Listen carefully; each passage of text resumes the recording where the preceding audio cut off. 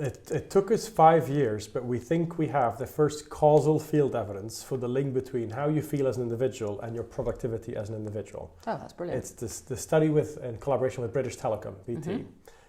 It took us a hell of a lot of time because while the notion of a happier worker or feeling good relating to productivity is pretty much part of management, not methodology, but management thinking, or pretty intuitive to most managers, the reality is it's very difficult to causally establish the effect, because if I feel good, then I might be working or doing a better job. But if the job is going well for other reasons, that will feed back into my happiness to begin with. So it's very difficult to disentangle the dynamic two-way relationship between happiness and your individual productivity. So what we've done, I may not go into all the detail, but in BT, we surveyed all the call center employees every Thursday afternoon at 4 p.m. to say, how happy are you feeling this week? We're able to correlate that in the first instance with their performance on the job. So the beauty, if you will, of call center employees is that they have very fine-grained, granular levels of performance metrics around them. How many seconds on a call, how many calls they do, customer satisfaction coming back, how many sales they do on a weekly basis. And so the first thing we did is there's a huge correlation between how people feel and essentially the sales that week, which was the main outcome here because it combines qualitative and quantitative elements, as well as customer satisfaction, et cetera, et cetera, et cetera.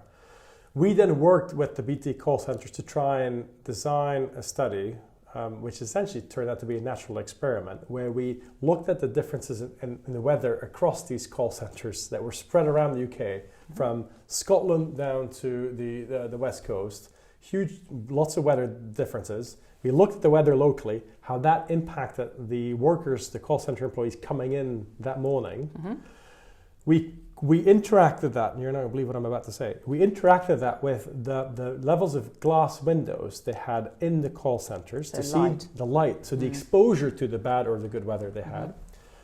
And we used that sort of weather shock, if you will, on their well-being as a way of seeing, as an exogenous intervention, if you will, to see whether they felt better or worse because of the weather, and then how that translated into their performance that week.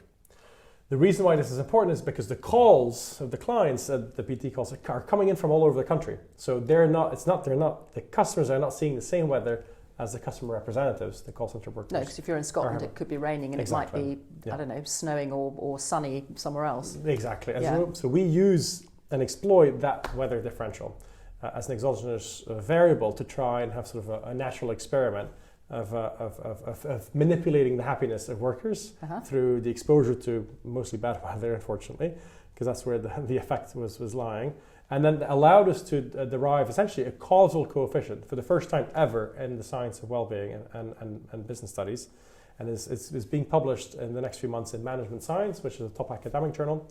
And if you want, the headline result is actually pretty powerful. It simply says that on a scale from 0 to 10, if you're happier this week by, say, 1 point, we see that made about a 10 to 12% difference in your sales that week. Really?